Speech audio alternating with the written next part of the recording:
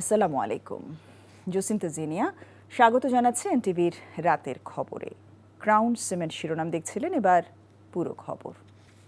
দেশের সাম্প্রতিক ঘটনা ও আইনশৃঙ্খলা পরিস্থিতির অবনতির সাথে নির্বাচনের কোনো সম্পর্ক নেই বলে মনে করছে বিএনপি। দলটির নেতারা বলছেন, জাতীয় ঐক্যের কাছে সব ষড়যন্ত্র নস্যাৎ হবে, সফল হবে না নির্বাচন পেছানো ষড়যন্ত্র। তারা আরও বলছেন, অভিজ্ঞতার অভাবে নানা বিতর্কে জড়িয়ে পড়ছে অন্তর্বর্তী সরকার। বিস্তারিত ইফতেখার রেজা রিপোর্টে। ঢাকা সেনানিবাসের বাড়িতে বিমান দুর্ঘটনায় নিহত শহীদ ফ্লাইট লেফটেন্যান্ট তৌকির ইসলাম সাগরের পরিবারের সদস্যদের সাথে সাক্ষাৎ করেন বিএনপি মহাসচিব মির্জা ফখরুল ইসলাম আলমগীর। এ সময় তিনি বিএনপি চেয়ারপারসন বেগম খালেদা জিয়া ও ভারপ্রাপ্ত চেয়ারম্যান তারেক রহমানের পক্ষ থেকে শোক ও সমবেদনা জানান। মাইলস্টোন দুর্ঘটনায় নিহত সাদিয়া আক্তার ও সাদ আলাউদ্দিনের পরিবারের সাথে সাক্ষাৎ করেন বিএনপির স্থায়ী কমিটির 2 সদস্য। এ সময় তারা বলেন, মাইলস্টোনের ঘটনায় ঘোলা পানিতে মাছ শিকারে তৎপর একটি গোষ্ঠী নির্বাচন বানচালের ষড়যন্ত্র জনগণ ঐক্যবদ্ধভাবে রুখে দেবে বলেও জানান তারা। এর চেয়ে খারাপ অবস্থার মধ্যে বাংলাদেশে নির্বাচন হয়েছে, সুতরাং নির্বাচনের সাথে এটা কোনো সম্পর্ক নাই। এটাকে বোঝাই যাচ্ছে এই গত কিছুদিন যাবৎ যেসব ঘটনা ঘটছে পরিকল্পিতভাবে ঘটনা হচ্ছে। মাইলস্টোনের মানুষের পাশে দাঁড়ানো, ক্ষতিগ্রস্ত পরিবারের পাশে দাঁড়ানো, সেটি হচ্ছে আমাদের দায়িত্ব এবং কর্তব্য।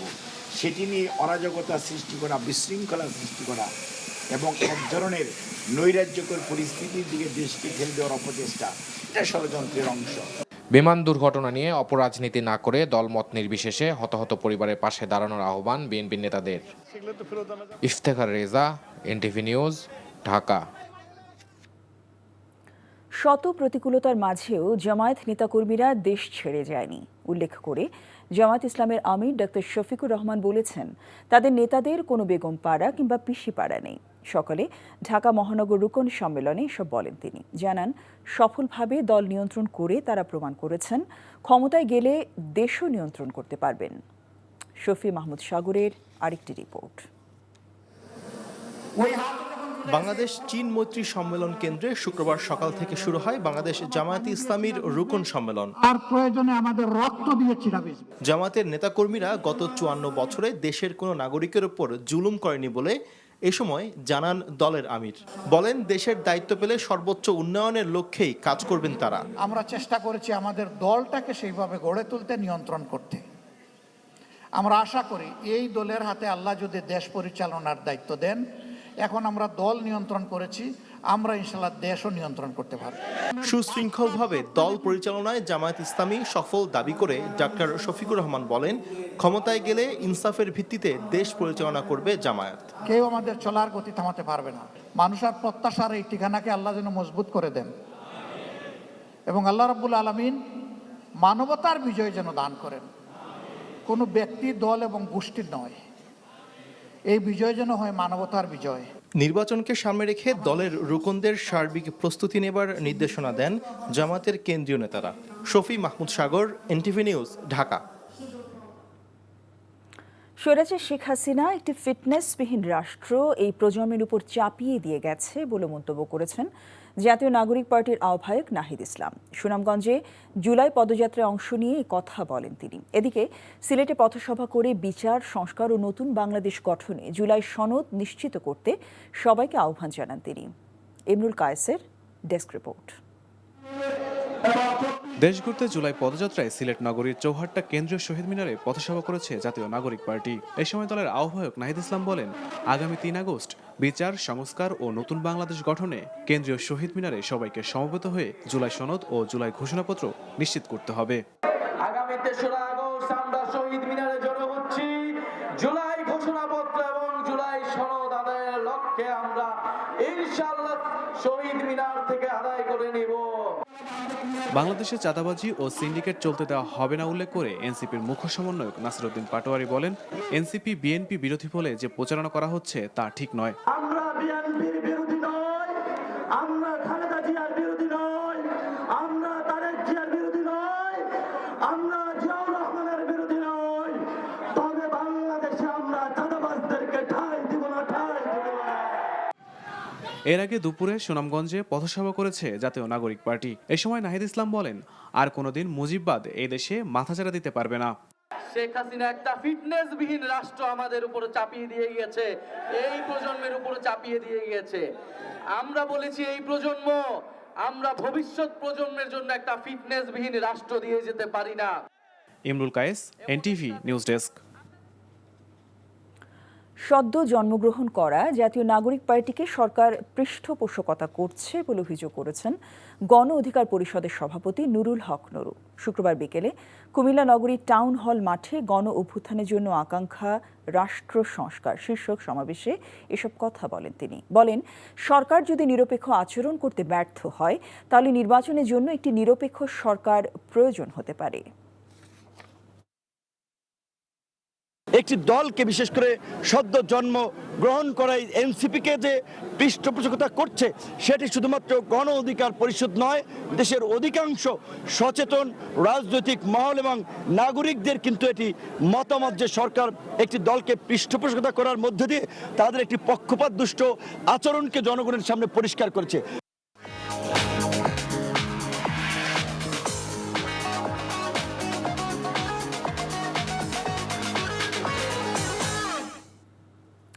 মার্কেটেল ব্যাংক অর্থনীতির খবর।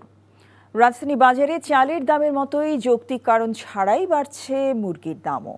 ব্রয়লার মুরগি কেজি প্রতি 30 টাকা আর 50 টাকার কাছাকাছি বেড়েছে সোনালী মুরগির দাম। তবে 30 টাকা কমে গরুর মাংস বিক্রি হচ্ছে 720 টাকা কেজি দরে। দেশি মাছের দাম খানিকটা নিম্নমুখী থাকলেও ইলিশের দাম সাধারণ মানুষের নাগালে আসার কোনো লক্ষণ নেই। পেঁপে ছাড়া 50 টাকার নিচে মিলছে না কোনো সবজিও। সেলিম মালিকের রিপোর্ট। রাজধানীর পলাশী বাজারে মুরগির সরবরাহে কোনো সংকট নেই, তবে দামের উত্তাপ পোড়াচ্ছে ক্রেতাদের। সপ্তাহের ব্যবধানে এই বাজারে ব্রয়লার মুরগির দাম কেজিতে বেড়েছে 30 টাকা আর সোনালিকায় 50 টাকার আশেপাশে। কক মুরগির দামটা তো বেশি দেখা যাচ্ছে, 330 টাকা কেজি। এক সপ্তাহের ব্যবধানে অনেক বাড়ছে, কেজিতে 30-40 টাকা বাড়ছে। অনেক জায়গায় বন্যা হইতেছে, খামারে অনেক দুর্ঘটনা হয়েছে, এর জন্য কক মুরগি আর ব্রয়লার মুরগির দামটা একটু বেশি। তবে কমেছে গরুর মাংসের দাম, কেজি প্রতি যা 30 থেকে 50 টাকা। 750-780 টাকা ছিল, মানে এখন একটু বেচা কেনা কম কারণে কুরবানিদের কাছে তো এখন মাংস একটু বেচা কেনা কম কারণে গরুর দাম একটু কম, এখন 720 টাকা বেচতে আছে। মৌসুমের শুরুর মতো এখনো ইলিশের দাম সাধারণ ক্রেতাদের নাগালের বাইরে। 1 কেজি সাইজের ইলিশ কেজি প্রতি বিক্রি হচ্ছে 2500 টাকার কাছাকাছি দামে। তবে কিছুটা স্বস্তি মিলতে পারে দেশি মাছের বাজারে। ইলিশ মাছ গত সপ্তাহে ছিল যেটা চিটাগাঙ্গের মাছ, ওইটা 2200, যেটা লাইনের মাছ নদীর ওইটা 2500, এই সপ্তাহে গেলেন 2500 কিলো নদীর মাছ। চিংড়ি 1000, ওটা 1300, গত সপ্তাহে ছিল 1400-1500, কমতেছে। বাইলা মাছ গত সপ্তাহে ছিল 1200, সপ্তাহে 1000। মাছের দাম কমতেছে আস্তে আস্তে, বেশি কমও না আবার বেশিও না, মোটামুটি আছে আর কি। এক পেঁপে ছাড়া বাজারে 50 টাকার নিচে সবজি পাওয়া ভার। কাঁচামরিচের আকাশ ছোঁয়া ঝাঁজ কিছুটা কমলেও দাম এখনো স্বাভাবিকের চেয়ে বেশি। গত সপ্তাহে কাঁচামরিচ ছিল 280-300 টাকা, আর এই সপ্তাহে বর্তমান 200 টাকা কাঁচামরিচ, ঠিক আছে। আর অন্যান্য মার্কেটে মোটামুটি একটু কমে আসছে। এখন তো হচ্ছে কেজি 50 টাকা না, হচ্ছে 60-70 থেকে 80 টাকা পর্যন্ত কেজি। 50 টাকার নিচে তো কোনো কেজি নেই, বলতে গেলে হাফ কেজি পাওয়া যাচ্ছে 50 টাকায়। আগের চড়া দামে বিক্রি হচ্ছে চালও। গেল সপ্তাহের মতো মিনিকেট বিক্রি হচ্ছে কেজি প্রতি 80 টাকার উপরে, আর বিয়ার 65 টাকায়। সেলিম মালিক, এনটিভি নিউজ, ঢাকা। স্বৈরাচার শেখ হাসিনা সরকারের ছত্রছায়া লুটপাটে প্রায় ধসের মুখে পড়া 5 ইসলামী ব্যাংক এবার একীভূত করার উদ্যোগ নিচ্ছে কেন্দ্রীয় ব্যাংক। আর এমন খবরে কর্মী ছাঁটাই আতঙ্ক বিরাজ করছে এসব ব্যাংকে। তবে কেন্দ্রীয় ব্যাংক বলছে কর্মী ছাঁটাই হবে না, প্রমাণ দিতে হবে যোগ্যতার। সেলিম মালিকের আরেকটি রিপোর্ট। বাংলাদেশ ব্যাংকের তদন্ত প্রতিবেদনে দেখা গেছে এক্সিম সোশ্যাল ইসলামী, গ্লোবাল ইসলামী, ইউনিয়ন ও ফার্স্ট সিকিউরিটি ইসলামী এই 5 ব্যাংকের আমানতের পরিমাণ 1,47,368 কোটি টাকা, আর বিতরণ করা ঋণ 1,90,484 কোটি। এর মধ্যে 1,46,918 কোটি টাকায় খেলাপি, যা মোট ঋণের 77%। সব মিলে এসব ব্যাংকে মূলধন ঘাটতিতে পড়েছে 45,203 কোটি টাকা। এমন বাস্তবতায় প্রায় খাদের কিনারায় থাকা এসব ব্যাংক একীভূত করার উদ্যোগে ছাঁটাই আতঙ্কে ভুগছেন ব্যাংকগুলোর কর্মীরা। একটা 4টা ব্যাংক যদি হয়, 4টা ব্যাংক মিলে, সেক্ষেত্রে তো 4টা ব্যাংকের এমপ্লয়ি সাপোজ 12,000 প্লাস। একটা ব্যাংকের জন্য তো এত এমপ্লয়ি দরকার পড়বে না, সেক্ষেত্রে তারা কি এত বড় লায়াবিলিটি রাখবে? আসলে ওনাদের পক্ষ থেকে ওরকম কোনো ক্লিয়ারেন্স কিছু বলেনি, বাট আমাদের একটা শঙ্কা কাজ করে এই যে। তবে ফার্স্ট সিকিউরিটি ইসলামী ব্যাংকের চেয়ারম্যান জানান, ব্যাংক একীভূত হলে বাড়বে পরিসর, ছাঁটাই নয় বরং প্রয়োজন হবে আরও কর্মীর।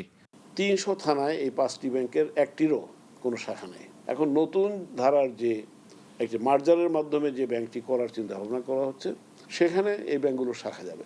যে কটা নিয়ে মার্জার হোক না কেন, এই ব্যাংকিং করতে হলে আপনার আরও জনবল প্রয়োজন হবে। একই আশ্বাস দিলেন কেন্দ্র ব্যাংকের মুখপাত্র। তবে চাকরি টিকিয়ে রাখতে যোগ্যতার প্রমাণ দিতে হবে বলেও জানান তিনি। কর্মপরিধি আরও ব্যাপ্তি ঘটাবে, অতএব স্বাভাবিকভাবে প্রথম ধাপে বলতে পারি যে লোকবল ছাঁটাই হওয়ার সম্ভাবনা নাই। তবে প্রতিটা ব্যক্তির চাকরি তার নিজেকে নিশ্চিত করতে হবে তার পারফরমেন্সের মাধ্যমে। যে ব্যাংকগুলো ভালো অবস্থায় আছে আমাদের দৃষ্টিতে, সেখানেও প্রতিটা কর্মীকে কিন্তু তাদের চাকরির নিশ্চয়তা তাদের নিজেকেই দিতে হয়। এই 5 ব্যাংকে গ্রাহকের সংখ্যা প্রায় 92 লাখ এবং কর্মকর্তা কর্মচারী কাজ করেন প্রায় 16,000।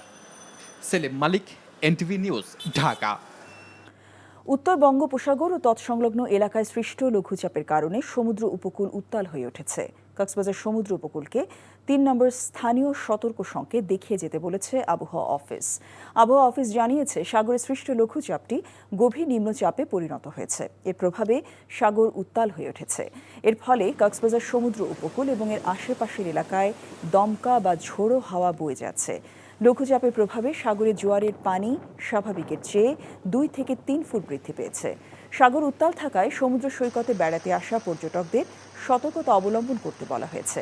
সাগরে 3 নম্বর সতর্কতা সংকেত জারি হওয়ায় টেকনাফের সাথে সেন্ট মার্টিন দ্বীপের নৌ চলাচল বন্ধ রাখতে বলেছে উপজেলা প্রশাসন। এছাড়া মহেশখালী ও কুতুবদিয়া দ্বীপের সাথে নৌ যোগাযোগ সতর্কতার সঙ্গে করতে বলেছে উপজেলা প্রশাসন। নব্য স্বৈরাচার রুখতে পিআর পদ্ধতিতে নির্বাচনের কোনো বিকল্প নেই বলে জানিয়েছে ইসলামী আন্দোলন। রাজধানী বায়তুল মোকাররমের উত্তর গেটে ইসলামী যুব আন্দোলন বাংলাদেশের 9ম প্রতিষ্ঠা বার্ষিকীর অনুষ্ঠানে দলটির নেতারা এ কথা বলেন। প্রচলিত নির্বাচন ব্যবস্থায় ত্রুটি আছে মন্তব্য করে তারা বলেন, এই ব্যবস্থা তাদেরকেই ক্ষমতায় আনে যারা চাঁদাবাজি, দুর্নীতি করে দেশকে ক্ষতিগ্রস্ত করেছে। গণতন্ত্রের উন্নয়নে এবং বৈচিত্র্যময় শাসন ব্যবস্থার জন্য পিআর পদ্ধতি ছাড়া নির্বাচনের অন্য কোনো পথ নেই।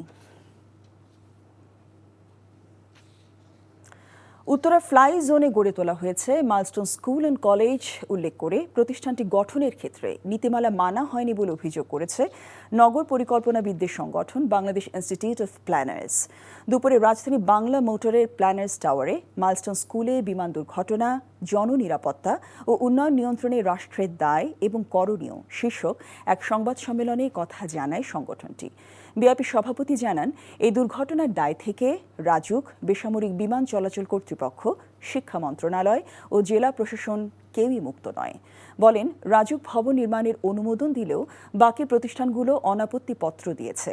সঠিক নিয়ম মেনে স্কুলটি প্রতিষ্ঠিত হলে কোমলমতি শিক্ষার্থীদের জীবনের এমন করুণ পরিণতির শিকার হতো না বলে জানান তিনি। স্কুল আছে, এডুকেশন ইনস্টিটিউশন আছে, সবগুলোকেই এখান থেকে সরাতে হবে। না সরালে ভবিষ্যতে যদি দুর্ঘটনা হয় আবার এই ধরনের আমাদেরকে মৃত্যুর মিছিল বাড়বে, এর কোনো এটা ঠেকানো যাবে না। সুতরাং আমরা বলবো যে এই পুরো টেক অফ এবং ল্যান্ডিং, দুই জায়গাতে বিশাল জায়গা, এই জায়গাতে পুরোটারই কী করা, আমাদের পুরো বিষয়টা নিয়ে তদন্ত করা উচিত। কত ধরনের ব্যর্থ হয়েছে সেই ব্যর্থগুলো অনুসন্ধান করা। মাইলস্টোন স্কুল অ্যান্ড কলেজে বিমান বাহিনী প্রশিক্ষণ বিমান বিধ্বস্ত ঘটনায় নিহত শিক্ষিকা মাসুকা বেগমের কবরে পুষ্পস্তবক অর্পণ ও গার্ড অব অনার প্রদান করেছে বাংলাদেশ বিমান বাহিনী। শুক্রবার দুপুর 2:30টার দিকে ব্রাহ্মণবাড়িয়ার আশুগঞ্জের সোহাগপুর গ্রামে মাসুকার সম্মানে গার্ড অব অনার প্রদান করে বিমান বাহিনীর 10 সদস্যের প্রতিনিধি দল। পরে পুষ্পস্তবক অর্পণ শেষে কবর জিয়ারত এবং মোনাজাত করেন প্রতিনিধি দলের সদস্যরা। পরে স্বজনদের সঙ্গে কথা বলে সমবেদনা জানান তারা।